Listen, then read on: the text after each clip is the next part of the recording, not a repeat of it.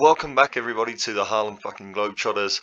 We are here with Paris Saint-Germain. We are facing our two biggest games of the season. Club Brugge in the Champions League, followed by Monaco in Ligue 1.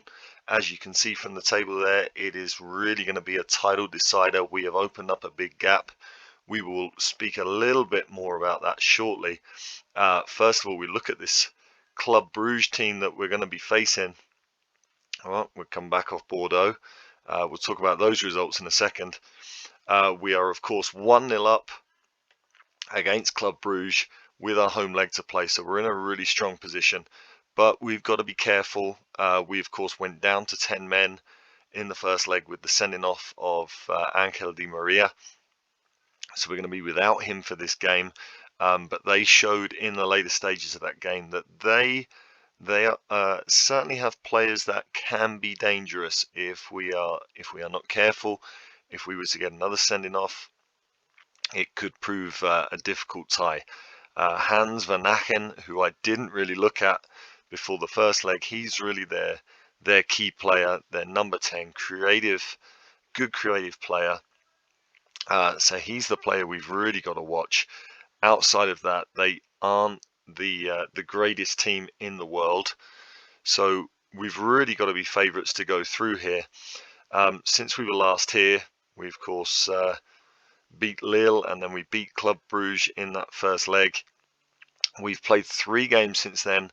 We beat Saint-Etienne 3-1. We beat Nice away 5-1, which was a fantastic win. Nice are fighting it out for the Champions League places, so that was a really big away win. And then we've just beaten Bordeaux at home. So I've added on this side, we can see our scorers. So against Saint-Etienne, you can see that Leo Messi got 2 more goals, and Neymar in this game came up with a goal as well. Mauro Icardi needed a rest. He was pretty jaded after the Club Brugge game, so we put Neymar in as an advanced forward, and he and Messi linked up superbly in this game. Messi scoring 2 and then assisting Neymar for his own goal. And this really made me think that maybe we can use Neymar in that role. Obviously, Mbappe has taken his place on the left wing. Mbappe has been absolutely incredible. But Neymar there in the advanced forward role did a really good creative job of linking with the other forward players and got his goal as well. As I say, particularly linking up nicely with Messi. So for the following game against Nice away, we continued with Neymar in that role, and he was absolutely exceptional again. He got himself a goal. He got himself another assist for Kylian Mbappe. Mbappe scoring 2 in this game. Messi getting on the score sheet again. And with Mauro Icardi failing to really hit the heights in the Champions League, it's just made me think that maybe finishing the season with Neymar as our advanced forward could be the answer in terms of having the quality to win those big games in the Champions League. So here he got another 2 goals, to take his tally now. If we just have a look at Messi, Neymar, another 2 goals against Club Brugge have taken his tally to 11 in 30 for the season. He's on a really good run with those 4 in these last 3 games. So he is going to start against Club Brugge as our advanced forward. Hopefully that can be the difference maker for us. We know that Mauro Icardi has been exceptional in the league, but he's been leaving us wanting in the Champions League. So hopefully that can be a move that really helps kick us on against the very best opposition. Of course, with his sending off, Angel Di Maria can't play in this game, so Isco is going to take up the number 10 role. He's just got his first assist of the season for Neymar in that game against Bordeaux, which was really nice. So we're hoping now he can fill that role, and we really need him to, because we actually have an injury to Angel Di Maria, which is going to keep him out for the next couple of weeks. with pulled knee ligaments. So good job that we brought Isco in. I think he is our best option there. We also, of course, do have Rafinha, who's just got back into training, but he needs to build up his match fitness. And aside from that, we've got Verratti coming back in about 3 weeks' time. And Herrera picked up an injury again, but he is almost ready to come back now. So again, we've kind of been feeling it in midfield. Idrissa Gueye has been playing the last couple of games. Paredes had a suspension in the league. But for this game in the Champions League, we've actually got Fadiga and Michu just on the bench from the second team, just to fill out the bench here. So injuries in the second half of the season have kind of been taking a toll, but overall it's been going really, really well. Since we made that change to the balanced playing style, the team has really gelled, really kicked on. The forwards have just exploded since then. It really seems like the game engine in Football Manager 22 is much more set up to have balanced as the way the team should be playing. And then more attacking mentalities are more like your break glass option when things are not going your way. So again, the forwards just seem to have really, really benefited from that switch to a balanced mentality. The midfielders seem to support much, much better behind, prevent counter-attacks a lot more. And the team has just really kicked on since then. Also for this game, we're going to be playing Hakimi and Kurzawa in the fullback positions. Nicolas Soulé has really cemented himself in the last few games as our first choice right back. He doesn't have the best rating at the moment, but you've got to remember that on his debut, he played a 6.2. In the league, he's now played 5 games, and he's actually got 7.05. So Nicolas Soulé just giving us more defensive solidity than Hakimi has really become the first option there. We're going to rest Juan Bernat with the Monaco game in mind, and the same with Marquinhos. So Sergio Ramos is going to start with Kimpembe. Kimpembe and Marquinhos have really become the first choice centre-back partnership. The rest of the team is really the strongest that we can possibly put out. So we're going to go forward to this game against Club Brugge. My hope here, I'm obviously starting as almost as strong as possible, apart from those fullback and central defensive positions. My hope here is that we can get this game put to bed in the first half, and then in the second half start to rest our most important players with Monaco in mind. So we just go forward into the dressing room here. As for some reason my clicks are not taking effect. Okay, let's leave the fans in no doubt as to who's the favourite or to why we are the favourites. Players responding pretty well to our indications, and good to see players on the bench responding well to the indications as well. Good to have players with a good attitude coming off the bench. And we're just going to set up a couple of things here just in response to Club Brugge playing with that 4-2-3-1. We're going to get Messi and Mbappe following the fullbacks, as we always do. But then what we're going to do here, we are going to carry on playing out from the back, but in transition, rather than playing to our defenders, we're going to go direct into the flanks. So we're going to see if we can basically get in behind, over the top of the Club Brugge wingers, and sort of cut them out of the play as soon as the goalkeeper gets the ball.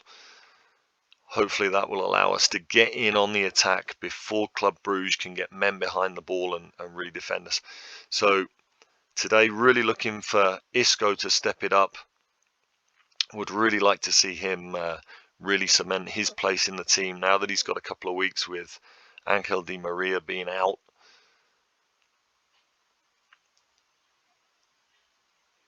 So hopefully now we get off to a good start.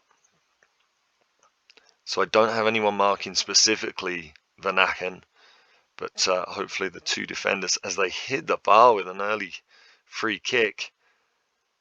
And that is the first chance of the game. That's really not what we wanted to see. Certainly hope we can, well, Club Brugge certainly look up for this. We're not gonna make any changes just yet, but this is not a good start. Donnarumma bails us out again, as he did in the first leg with a couple of important late saves when we were down to 10 men. Let's hope we can really take a bit more control here, because the thing that worries me, we know we're the dominant team in Ligue 1. If we can't be dominant against Club Brugge in the Champions League, then it casts a doubt as to how dominant we can be when we come up against the best teams in the competition. And again, I want to see if that balanced mentality is really going to work against the very best teams in Europe, as Kylian Mbappe grabs his 16th of the season. I think that's 16 in 36 now. If he keeps on this form, he's easily going to finish his Paris Saint-Germain career with a better than 1 in 2 record for the season.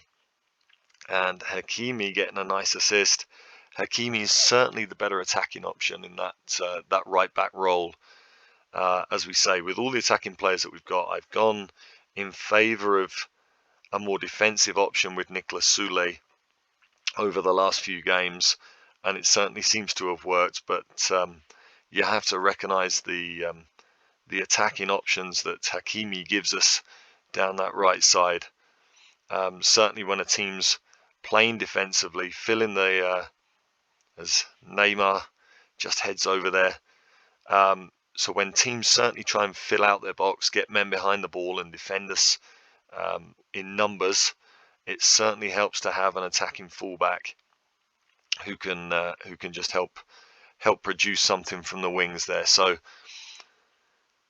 again, Club Brugge are not looking bad here. This, again, I'm sort of thinking further down the line. This is concerning if we give this much ball to the best teams in Europe. It could come back to bite us. We certainly don't want to give teams like Manchester City and Manchester United and Liverpool and Bayern Munich. We certainly don't want to give them so much of the ball to play out from the back. But there is Neymar scoring for his 4th game in a row, 5 in 4 for him now, and this one is done. This one is absolutely done. There's no way Club Brugge are coming back from this now. Another nice goal. Wijnaldum really getting in there. Love the way Wijnaldum over the course of the season has really cemented his place in the side. And have to be extremely pleased with the players here. Can really start thinking about making changes for the second half. Club Brugge, you've got to give them credit. They certainly came out and had a go early on. They tried to make a game of it, but our quality has really just told in the end.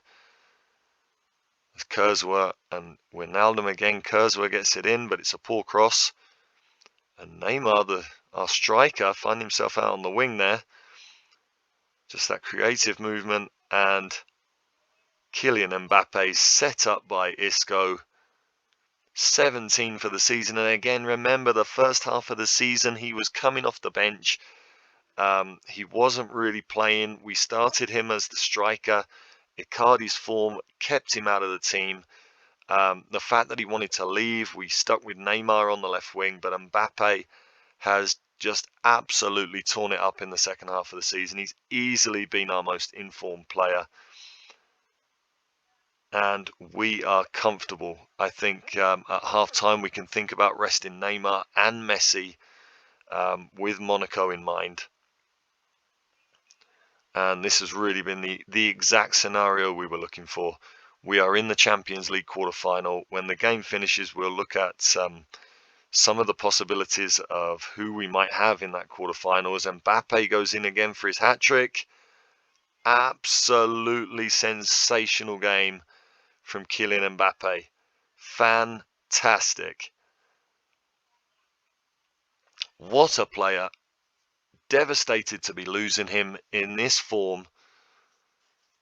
the fact that he's going to be a Real Madrid player next season, we are really going to struggle to replace him on that left wing if we can't get a tune out of Neymar there, because Mbappe has just been the difference maker in the second half of the season. 4-0 at half-time.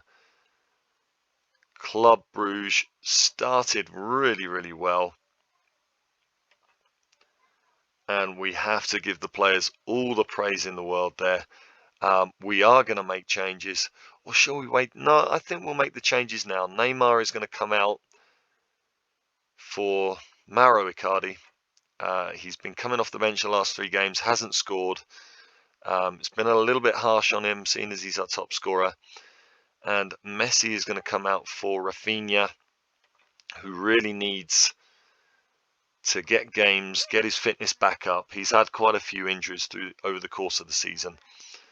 So we'll make those 2 changes. We'll just give those players a little G up before they go out. So Icardi and Rafinha, try and get them. Well, Mauro Icardi at least looks like he's reacted. Rafinha, not really. He's apparently a little bit complacent. Hope it doesn't play out like that. Okay, so let's start things off here, and hopefully we can keep good control here. Looking at who else we might want to bring out, possibly give Mbappe the rest that keeps him fresh for the Monaco game, as he's so important to us. I think maybe Wijnaldum, but as Club Brugge, are we going to do this again? I mean, I've obviously got no worries that we're not going to go through, but just the way we have often let things slip in the second half of games. Van Aken there, their most creative player. Lang, probably their best attacker. The 2 have combined to get them a bit of a consolation. Hopefully we can stop them from really having a successful second half. I think we might take Wijnaldum out, give him a rest before the next game. So Rafinha puts in the corner, and Mbappe's there with his 4th of the game. 19 for the season, so I was suggesting he would probably finish the season with a better than 1-in-2 record. He has actually given himself in this game a better than 1-in-2 record just on today's performance. Fantastic from Mbappe, absolutely superb. Do we give Mbappe a rest now? I mean, his condition's starting to go down a little bit. I think we're certainly going to bring Idrissa Gueye in for Gini Wijnaldum. Give him a little rest, as we have got another goal. Let's just see. Sergio Ramos has got one there. While we're making our changes, we've missed another one. Direct from the corner. Paredes in off Sergio Ramos's head. Again, very, very comfortable. Oh, as there's another corner. Are we going to miss anything here? Let's have a look.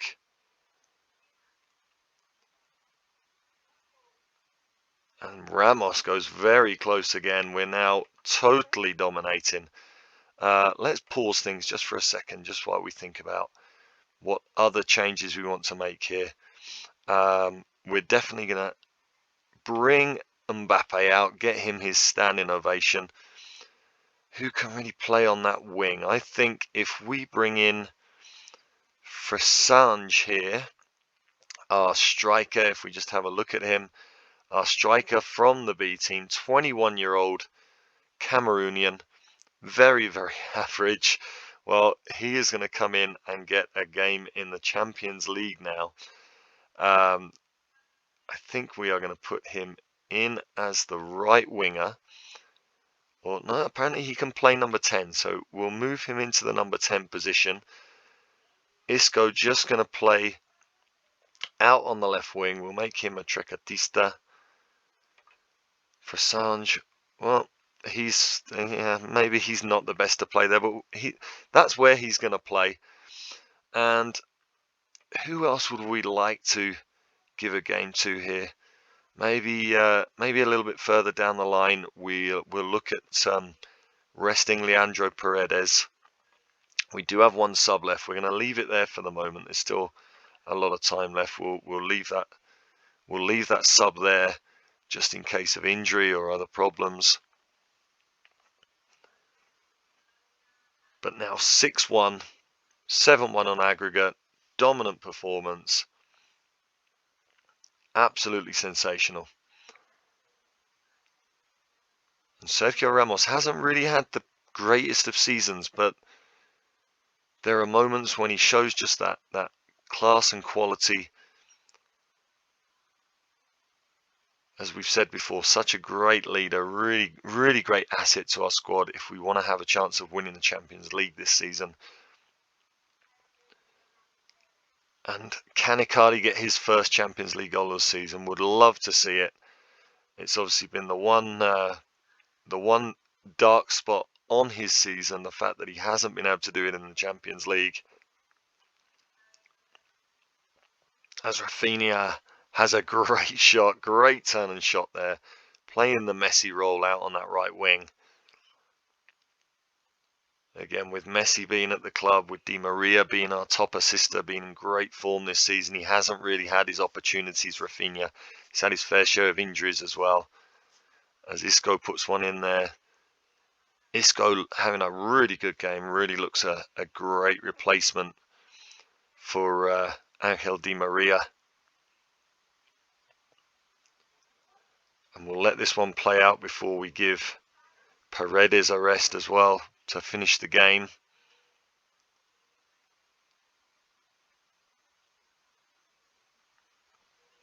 Where can this go? Keeping possession nicely. Icardi finding Isco. Can Icardi get into the box? I want to see him get his goal. Paredes sees his shot blocked. Really, Club Brugge are just trying to get out of here now with the 6-1, aren't they? But they might not do it. Well done, Simon Mignolet. Good save from him. I mean, it's already been emphatic, but 7-1 would be utter humiliation for them. And the highlight still continues. Soa, who had some good chances at the end of the first leg. Maybe if he could have got an equaliser, we'll just make a change there. If he could have got an equaliser in the first leg, maybe this would have been a little more tense, a little bit more nervy. I think we're going to bring in Eduard Michu, if I'm pronouncing that right. Again, a very average 19-year-old. He is going to get his Champions League debut for Leandro Paredes. Really nice just to get all our important players rested. Just tell him there's no pressure on him. There you go, that's done the trick. Always motivate a player, a young player, by taking the pressure off. And we go into the last 10 minutes completely comfortable. Really, really pleasing. I think Isco is probably the only starter. Isco and Kimpembe, the only starters that we haven't given a rest to in this game, that will be starting against Monaco. So pretty much the entire team for the Monaco game has been able to rest up. Maybe Messi will be disappointed that we didn't leave him on to grab a goal, but we got the big picture in mind. Fantastic.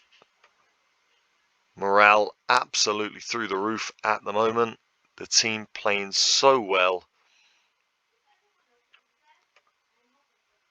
And if we just have a look before we go forward to the Monaco game, you can see the rest of the Champions League results there. Atletico Madrid have gone through. If we just have a look at the results of those games, if we have a look at the stages.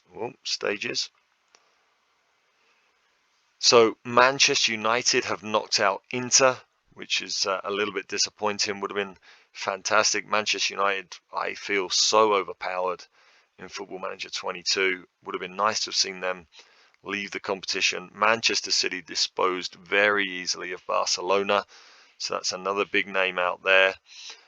Young boys knocking out Borussia Dortmund, a huge upset there, really. We would very much like to get young boys in the next round. Liverpool knocked out Villarreal without much trouble. Atletico Madrid knocking out Salzburg. And Chelsea knocked out Real Madrid. Bayern Munich easily through against Sporting. So you can see there the only real upset is Borussia Dortmund leaving the competition. There's some huge sides left in now. Pretty much all the biggest teams in Europe, Real Madrid and Barcelona aside. So really, we're hoping for a game against young boys, aren't we? That would be the one to get. I think all the other teams in the competition will be hoping for that. Seeing as we lose over 20 million a month, getting 8.2 million for that game, very, very pleasing. And we've got to praise Mbappe for that 4-goal showing. Absolutely sensational. And we will now go forward to the Monaco game. We will let you know how we're going to set up for that one as we just see all of our players who have got a nice little bonus there for reaching the quarterfinal. We'll see you in just a little while, ready for the Monaco League clash.